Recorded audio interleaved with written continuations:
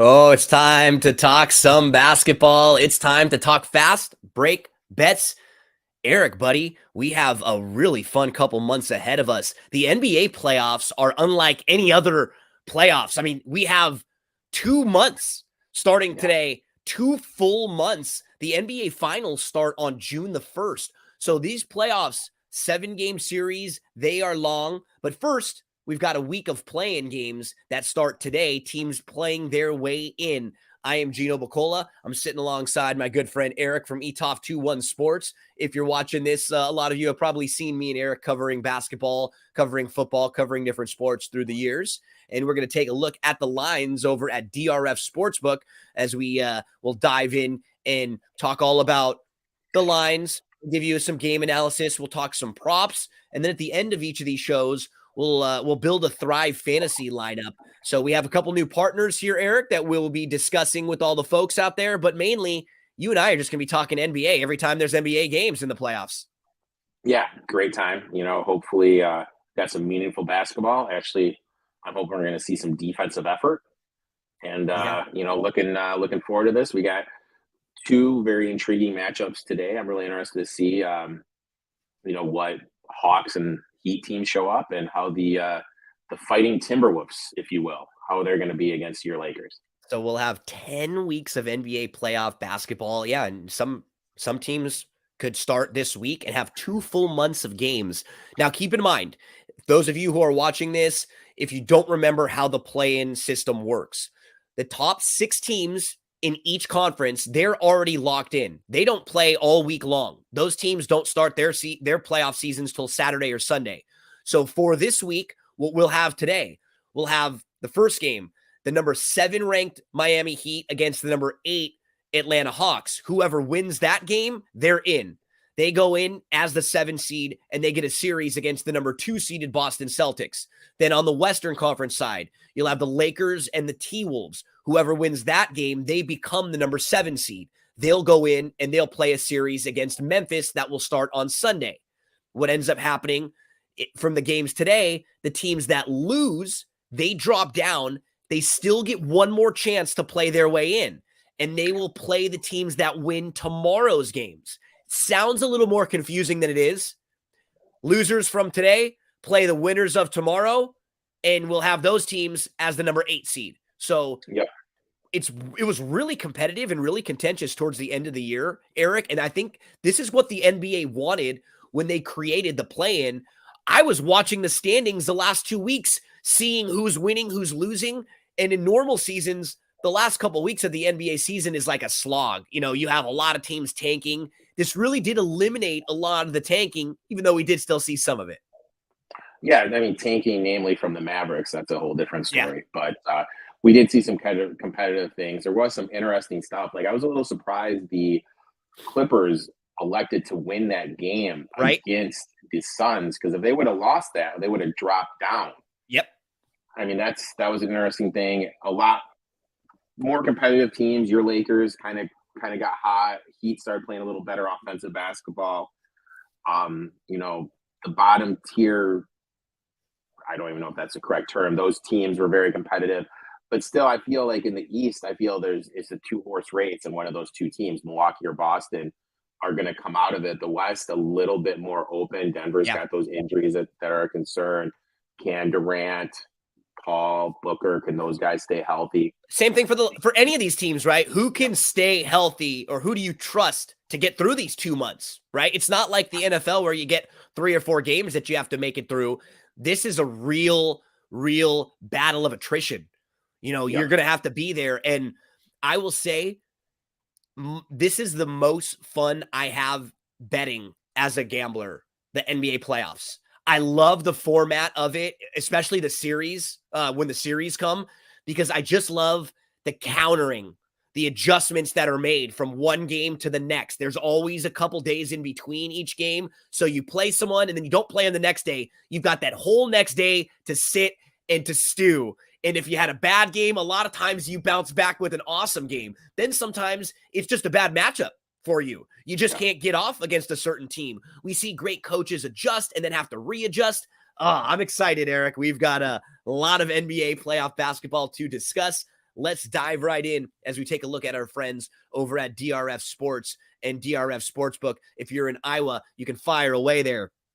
So, Erik, game one today, we've got Atlanta, we've got Miami, and we are seeing right now that Miami is a 4.5-ish point favorite in here. The over-under is around 228. This line has been dancing around 5 or so. On the Miami side, they are the lowest scoring team in the league, and a lot of it has to do with Kyle Lowry. He's only played 55 games this year, only 11 points per game, 5 assists and 4 rebounds, and just 31 minutes per game. He only shot 40% from the field this year. This is not the guy they thought they were bringing in when they signed him to a huge deal, and he's been hurt, and he has a lot of mileage on him, but he just doesn't have the same at talent level at this point in his career. They've actually benched him recently. He's coming off the bench. It's not as if he's not playing, but he is coming off the bench with Kevin Love. He's been moved out of the starting lineup. His final 23 games, he's only played 25 minutes, and it's only 7.6 points per game. He only shot 32% from 3. This was an Eastern Conference Finals team last year. Some of their strengths this year, the last 26 games for Hero. So while Lowry has struggled, Hero has averaged over 20 points per game, 39% from 3 on 8.1 attempts per game. And when you talk about this team, you have to mention Jimmy Butler. He has been really phenomenal this year and in the playoffs. So the last 3 years in the playoffs, he took Miami to the Eastern Conference Finals twice. They had one loss in the finals, and he's averaged 38 minutes per game, 23.6 points, 6.9 rebounds, 5.5 assists, almost 2 steals, and he shot 84% from the free throw line on 8.2 free throw attempts per game. This stat, Erik, I know you love to play this game. This stat will make you go crazy. You won't believe it. Jimmy Butler is one of only 2 players in NBA history who has 100 playoff games, and he has raised his average in points, assists, and rebounds in the playoffs. Would you take a guess on the other guy who's done that? I will give you Giannis. It's someone that nobody would believe because of the way he gets talked about. Paul George. Oh, wow. How about that one? Paul George. I would have never in a million years guessed that. So now they've got the veterans, Lowry and Love, coming off the bench. But Erik, as I throw it over to you, the one thing with these two teams, it's just not a good matchup for Atlanta. Whether or not you like to play them or you think this number is accurate, over the last 2 years, Atlanta is 10-3, or Miami is 10-3 against Atlanta. They're 6-1 in Miami. The only time Atlanta won in Miami was a game that Jimmy Butler didn't play. Miami beat Atlanta 4-1 in the playoff series last year, and they beat them 3 out of 4 times this year. Can Atlanta find something that works for them in this matchup, Erik? So I'm looking at it like this. Miami, they're the second worst team against the spread at home this season. Flip side, Atlanta on the road is 18-25-1 ATS. Hawks up all the talent in the world, but defensively, it's awful. Over the last 15 games of the season to close out when they're battling for a play-in, they allowed teams to shoot 38% from 3 and 51% from the floor, and allowing a 119.1 defensive rating. Flip side, let's look at the Heat. Heat closed the year. I know they're 30th in total offense, but you look at their last couple games, they ended the season shooting 38% from 3 and averaged 121.4 points per game. Are we going to see that Heat team, or are we going to see the Heat team that fluttered all year? And that was last in the league in scoring because, like you said, they made those adjustments. One of those adjustments was going to be a play that I have today, and we'll mention in a minute. They put Strus back into the starting lineup, and he helps them stretch the floor a little bit more. Also, the last 5 games of the year, he started again. He shot 47% from 3 on the Strus. On Strus 6 is loose. Yeah, he was averaging 3.8 3-pointers made in the final 4 games that he played. I didn't count the last game because he only played a few minutes. He had 6, 2, 4, and 3 3-pointers made. I think his total, Erik, is 11.5 for points, and that'll be one of my plays today. But keep going. Talk to us a little bit more about how you see this game overall. The numbers I look at tell me to play the Hawks plus the number, but there's zero chance I'm going to do that. I would never trust Trae Young. One of the angles I do have though in these playing games, and it was 4-0 last year, it's just to play the first half under, because when the playoffs start, the totals are a little inflated because scoring's always up during the regular season. During these elimination games, you're going to see a better concentrated effort on defense. You're going to take control of the ball. This isn't like a Monday in Orlando where they're just trying to get through the motion. So because of that, I am going to play the under. It's on DRF of 117 for the first half. Also, the way the Heat play defense, the Heat kind of like force you to beat them by shooting threes. Even though the Hawks have Trae Young, DeJounte Murray, Cedric Bay, and Hunter, they really don't take a lot of three-pointers. Bam has kind of struggled a little bit against Capella when you look at the history of his career. So I'm gonna take the under 117 for the first half as my first play. That's on the DRF Sports. So there's Erik's first play. We have it posted up here for you. Heat Hawks first half under. That is up there at 117. Erik, I was mentioning my first play in this game already. I'm going Max Strus over 11.5 points. He started 10 games earlier in the year, and during those 10 games, he averaged 16.6 points per game, 36.2 minutes per game, 13.6 field goal attempts, 9 3-point attempts, and he shot 36% from three. This guy is a marksman. I mentioned his last 5 games. And so him being, if you just think about the way you're going to defend Miami, but Murray is going to be on Butler, right? He's going to try to slow down Butler. And then the other wings will probably have some focus on Hero, I'd imagine, right? You're probably going to play, you don't want Hero to go off. I could see Strus being the guy that gets cheated off of a little bit, right? You got to leave somebody open. You're not going to be able to double Hero and Butler and then give Strus the right kind of attention he needs out there. So, Erik, I think 11.5 is a low number. I think if they get into the playoffs and he plays, he starts 3 or 4 games, I wouldn't be shocked if that number is up a couple points in a week or two. Yeah, because you get the adjustment. A lot of people probably didn't realize that he has been starting. Number is going to be a little low. So I absolutely love that play. It wouldn't surprise me if they put Young on him. I mean, if they put Young on that's him, when, because you got to hide him somewhere, right? Yeah, they're going to be able to post up Young a little bit. And Young is a very big liability defensively. So if they put Young on Strus, I mean, I absolutely love him. Maybe even look to get a little over 15 or over 20 as an adjusted. Yep. And you were talking about Young, he just hasn't taken the step forward. This is an Eastern Conference Finals team 2 years ago, and now back-to-back years they've been a play-in team. Trae Young only shot 33% from 3 this year, and what I don't like, Erik, in reading some of the articles and previews for this, he's been really stubborn about the way he gets his shots. He is the best 3-point catch-and-shoot shooter in the league.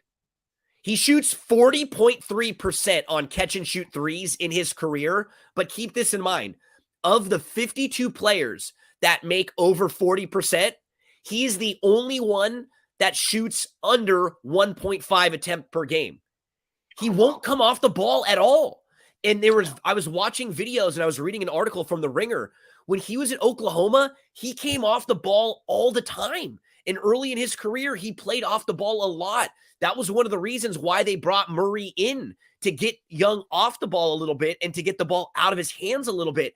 It's so much easier for him to just be catching and shooting than necessarily having to initiate the 3 or shoot the 3 off the dribble. And then the problem with him is, if he's not incredible offensively, what you're going to get defensively, not much. Every year that he's been on their team, they've been in the bottom half of the league in defensive rating. This year, they're 22nd. In the last 15 games, they're 25th. And go ahead. No, this is like I'm flashing back to the conversation we had on your your podcast where they played the Heat in the first round, and we were talking about how they need to move Young off the ball more, have him do a little catch and shoot, and that's exactly what they're hoping with Murray. But for whatever reason, Young just is refusing to do it. So I don't know. And that bothers me when I see players that refuse to do stuff like that. I wonder if they care more about their stats, their numbers, than winning. I think that's kind of where we're at with Trae Young, unfortunately. Also, I think another thing that helps him is they changed the rule where you could dribble, stop in front of a player. He's not. You're right. That hurt him and Chris Paul, Harden a little bit. So I think that hurts him a little bit. But look, at the end of the day, this team, they've made some questionable personnel decisions. I don't understand why you have Kevin Huerter, who's younger than Bogdanovic, but yet you let Huerter go and you re-sign Bogey, who's older and has an injury history. And look how great Huerter's been for Sacramento, so, right? There's just like a couple questionable moves they've kind of made. I think they do have a little diamond in the rough with Hunter. They got Capella. They brought in Bay. There's definitely pieces there, but if this is a thing where they lose and they don't get into the actual playoffs, I could easily see them blowing not stuff really up. Blowing up, but moving up. Yes, because they got a new GM, a new front office, the new coach, Quinn Snyder. And what worries me about him a little bit is just think about, I think he's a good coach. I do, but I can't help but remember some of the bad playoff moments that Utah has had over the last couple of years. Think about the last 3 years for Utah when he was coaching Utah. They were up 3-1 against Denver in the bubble, and they spit that series out. Then 2 years ago, it was tied 2-2, and Kawhi got hurt. And then they lost the last 2 games of the series to the Clippers without Kawhi. And then they lost the first round series last year without Luka to the Mavs. He's been very underwhelming, but I think from what I've heard is the GM was like, look, you're going to listen to him. You're going to do this enough more. This is the second coach. He ran out of town. We're going to do it his way. So I don't know. I have one more play in this game. I took Jimmy Buckets, playoff Jimmy, if you will. I took him just to have 1 3-pointer over half a 3-pointer. He's gone over this total in 2 out of 3 games against the Hawks this season. Plus, if you just look at Butler throughout his years, his 3-point attempts increase from the regular season to the playoffs. So I just need Butler to hit 1 3. So I played him at over half a 3. I'll be going back to one of your old boys. I'm going back to Saddiq Bey from the Pistons. Since coming to Atlanta, he is shooting 40% from 3 on 5 attempts per game. And in the 24 games before the final game of the year, he's made at least 2 3-pointers 15 out of 24 times. So this is actually plus money. This was plus 115 Bey at over 1.5 threes.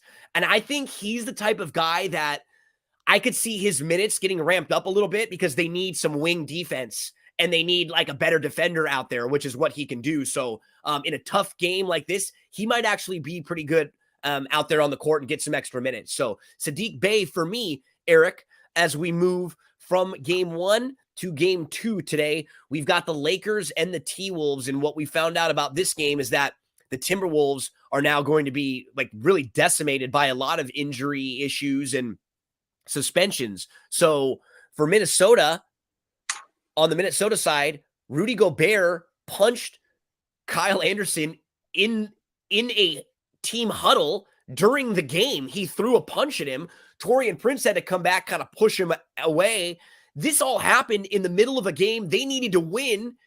They were down 12. Gobert leaves.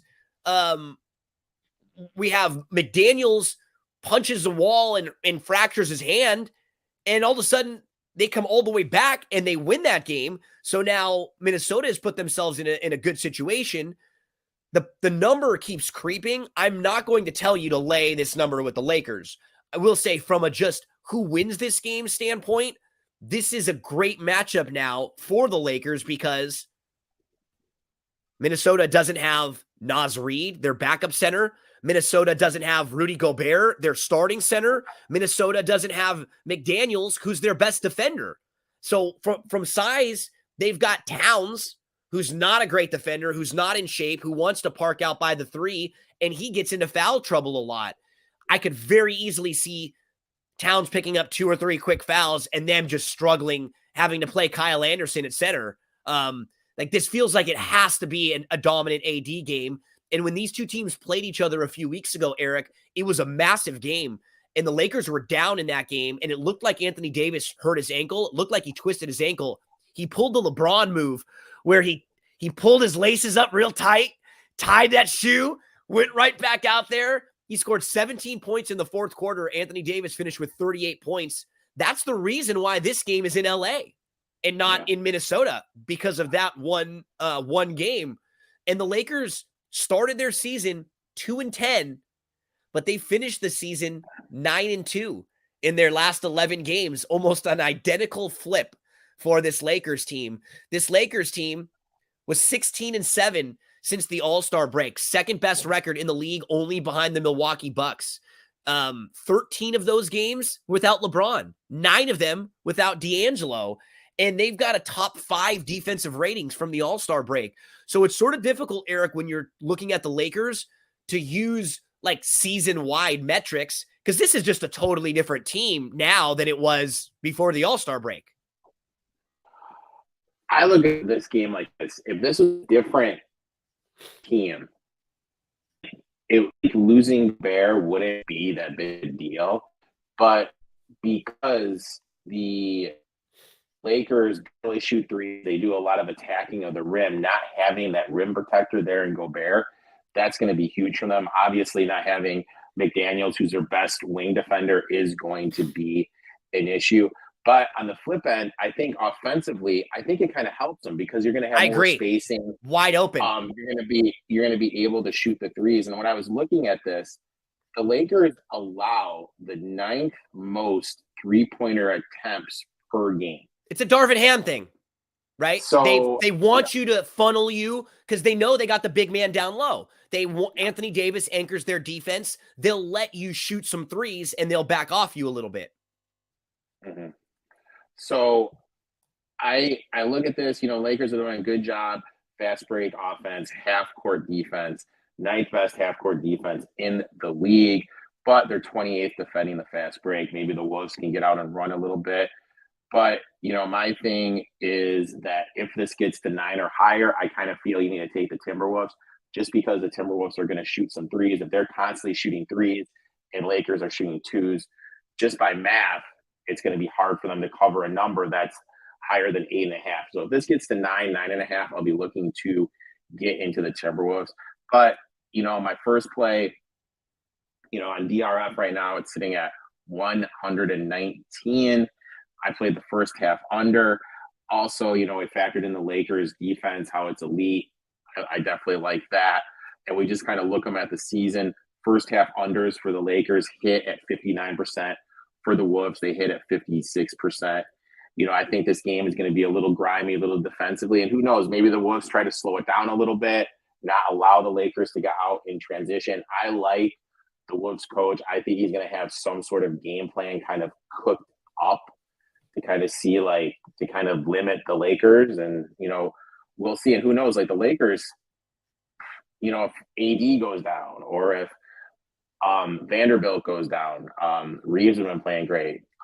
They've been playing well with the new additions, but it's don't one feel game, like right? That's the thing. It's one game and anything can happen. And I'm nervous now as a Laker fan in that all of a sudden the narrative is quickly shifted to man, the Lakers kind of got a shot right now, huh? And I don't like that. I don't like the fact that everybody's talking about it. I will say this. If you like the Lakers futures, you should lock them in now. Because it's better. Yeah. They're an 8-point favorite in a game, and you're getting better value just off of that point alone, right? A game they're supposed to win, you're going to get more value because of that. I mentioned one of my plays a minute ago. I think this just has to be AD with the way that the game script is. It has to be AD early, try to get Cat in foul trouble. Anthony Davis, just been incredible as of late. His last 31 games, 25 points per game, 53% from the field. He's shooting 7.8 free throw attempts, 12.9 rebounds, 2.5 assists, 2 blocks. He has just been incredible. So I'm going AD on the points. Erik, you started mentioning the perimeter defense of the Lakers. Talk to us about your other play in this game and why you're going to the old man. I actually have a play on him too. I did Mike Conley over 2.5 threes. This is on DRF at a great number of plus 135. He's gone over this 2 out of the 3 games versus the Lakers. He's gone over it 3 out of his last 5. Also, the Lakers are allowing 3.08 threes per game to opposing point guards. And you just look at it, I mentioned how the Lakers allow a lot of 3-pointers, the 9th most. Conley in the league is top 20 in non-corner 3-pointers made. So I think he's going to get some open looks, and I'm banking on him making it. So I'll take the over 2.5 at a plus 135. And if you just think about the way this game is going to shape up, right? It's got to be a big Conley game. It's got to be a big Edwards game. It's got to be a big Towns game. Like Minnesota can win this game, but they just need their best players to play really well. They have talent there. They absolutely do. Last 18 games for Conley, he's averaging 16 points per game, 4.7 assists. He's shooting 43% from 3 on 6 attempts, as you were just referencing, and he's averaging 31.5 minutes. But we know he's going to have to play 40 minutes here, and he's going to have to be the guy that really, really gets things set up for everyone. So I think Conley over the 20.5. And I have one more play in this game, Erik, before we each give out a Thrive fantasy play or two. My final play, playing against his old squad, thinking about how these two teams shape up, I'm going Vando over the 5.5 rebounds. Just looking at Towns is going to have to defend LeBron, or Towns is going to have to defend AD. They're probably going to have to put Kyle Anderson or Prince on LeBron. It's one of those two guys, because just 2 weeks ago, they had Gobert defending AD and they had McDaniels defending LeBron.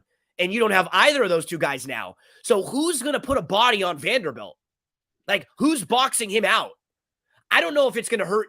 He's not going to score 25 points, but he can go get you 15 rebounds if nobody's on him.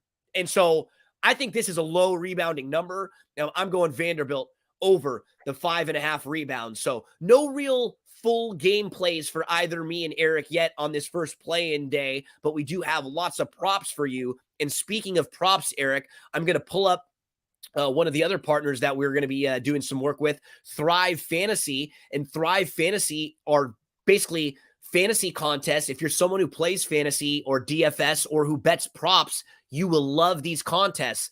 I'm going to put up a full instructional video that we can reference. So anyone that's looking at this right now that isn't sure how to play Thrive Fantasy, I will explain it all to you more in a video so you can see that. But Erik, I'm going to pull up the website right now. Tell us, for anyone who's playing in today's Thrive Fantasy big contest, what are some of the props that you are looking at playing? I got 2 that I absolutely love. The first one, I'm going Trae Young under 24.5 points. He only went over this total once in the playoffs last year versus the Heat. And then if you're looking at this year, he's only gone over it once, and he's averaging 19.8 points a game versus the Heat. Also, since the All-Star break and since Snyder has took over, he's shooting less threes, he's scoring less, and he's attempting less shots. So I'm taking Trae Young under 24.5. I really think the Heat are going to make it an effort to take him out of the game. And the other one that I really like is I did Towns over 27.5 points / rebounds. He's gone over this total every game versus the Lakers this season. For the year, he's averaging 22 points and 8 rebounds a game versus the Lakers. That puts him obviously over the 27.5. No Gobert is going to open up rebounding opportunity for him. The Lakers give up, as I said, the 9th most threes per game. Towns is top 15 in the league in non-corner threes. So he could get hot from threes. He could easily go over this total on points alone. So those are the 2 that I really like. Okay, Erik, I mentioned the Vanderbilt over rebounds. Well, you can find Vanderbilt on here, 5.5. That's one of mine right there. I can go over on that one. Another one, Anthony Davis, points, rebounds, assist. They've got it listed at 40.5, 40.5. If you look at some websites right now, that number is actually all the way up to 44. So if you're just playing the line, I think you have to go over on that Anthony Davis total. And then my other total, my other one, Erik, going over, Jimmy Butler, 8.5 rebounds and assists. 13.5 is the current number. He's averaged 5.6 rebounds, 5.9 assists over his last 17 games. I think he's going to go way over that 8.5 total rebounds and assists. For more information on Thrive Fantasy, come follow me. It's me, Gino B, on Twitter. I'll have an instructional video showing you how to enter the contest. Erik and I will be here with you each and every day. There are NBA games. We'll be back tomorrow, 5 o'clock p.m. Eastern time, Saturday, Sunday, noon Eastern time. For all your wagers, head to DRF Sportsbook. When you want to play some fantasy, head to Thrive Fantasy. And when you use that promo code GINO, you will get major perks. We'll talk more basketball with all of you tomorrow. Thanks so much for hanging out with us on Fast Break Bet.